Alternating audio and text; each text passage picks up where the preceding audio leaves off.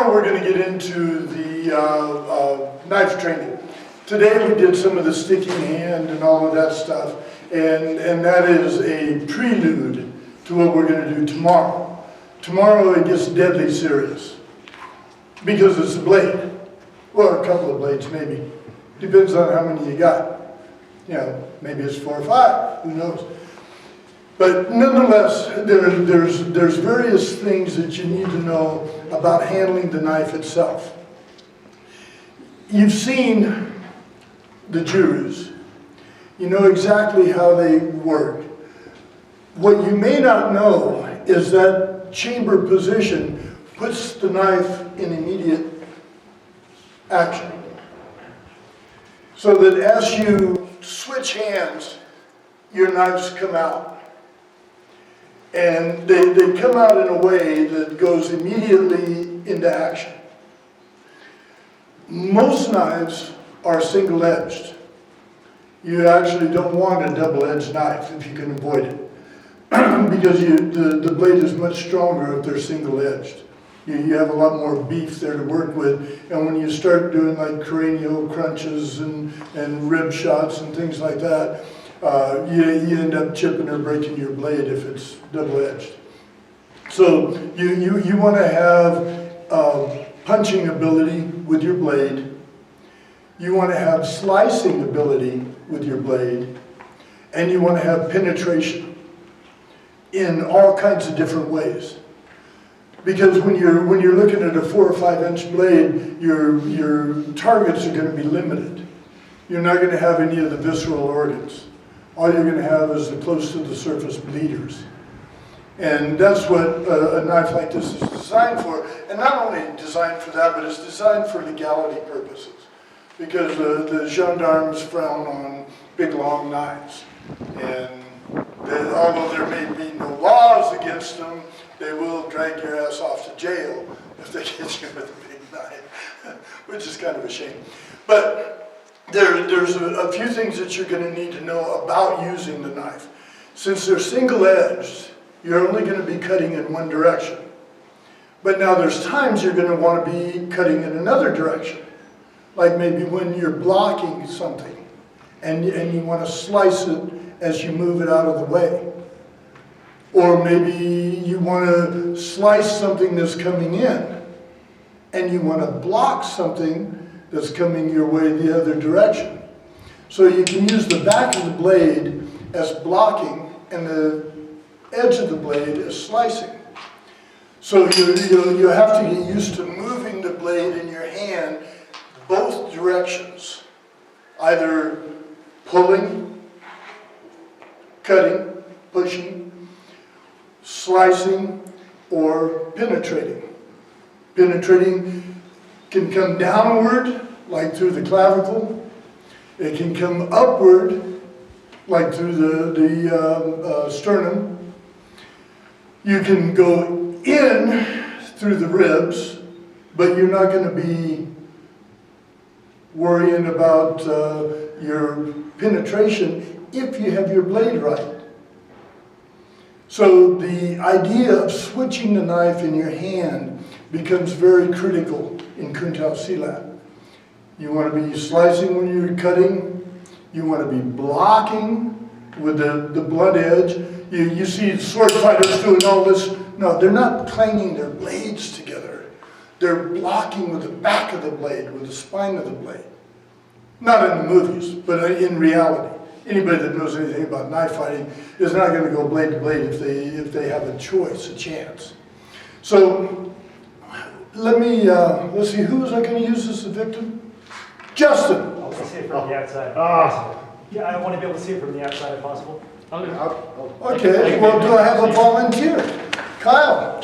Okay. Let's see. How are we doing now? Got both upper bodies. We're in a fair fight. I don't think it's a fair fight anyway. Okay, Get so one of your guns. I'm betting on you, Kyle. Go for it. we'll do it. Okay, so Kyle's going to do something. I don't know what he's going to do.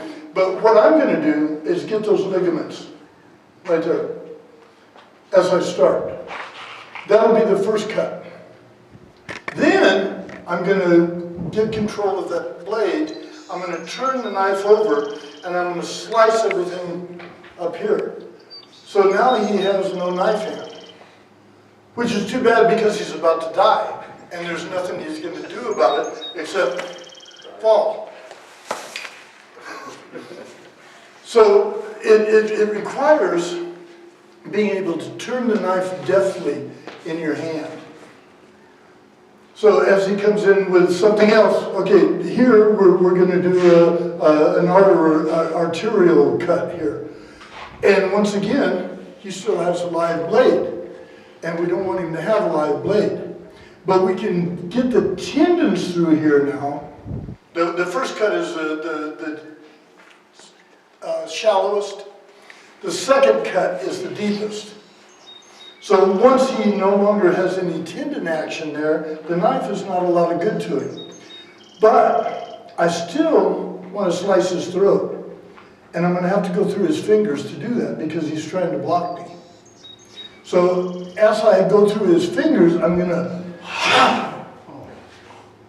the jing, the internal energy.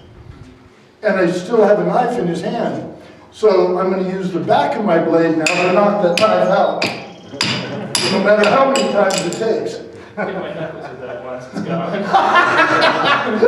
But yet, I haven't let go of his hand. He's spewing blood on me, which is kind of a drag. But he now has a throat that's slit also. So he shouldn't have picked up a knife in the first place. But he did. And it's, thank you. Thank you. So another idea, say you're going to, okay, here. Now he's coming straight in. So now I'm going to flay him all the way up his arm and into his throat. And as I get his throat, see, once again, you see that I have his knife under control. But my foot position has not changed. I've only placed the knife in his throat. So now I move inward, bump his leg, and turning right where I want him so I can break his elbow. And then, of course, I can turn the knife to the side so it'll go straight through his ribs. And if I punch it, it might hit his heart because it's a short blade. But once again, I really don't want you to hit my knuckles with those. the back of the blade is what you hit his blade with. Thank you, Kyle. You're a good sport. So the thing is, as the attack comes, the first cut. Now that's not going to work for the next cut because he's already blocking me where I want him to be. So I'm going to have to change the blade. But in order to do that, I'm going to stick his hand and then turn the blade and then take him around so that everything, you know, from about here to here is gone. So the changing of the blade has to be second nature. And you want to work with both hands so that you know when you're going this way, it's different than when you're coming. And oftentimes, as a punch comes in, you may end up wanting to just peel them this way. Because this is a good one too. And also, if you have like a serrated knife, it will lock on the bone. And you can use your joint locks like gunting to depress that and just put him down and sever this part of his elbow all in one fell swoop. Thank you very much, my friend. You're a good sport. So there's a little knife work.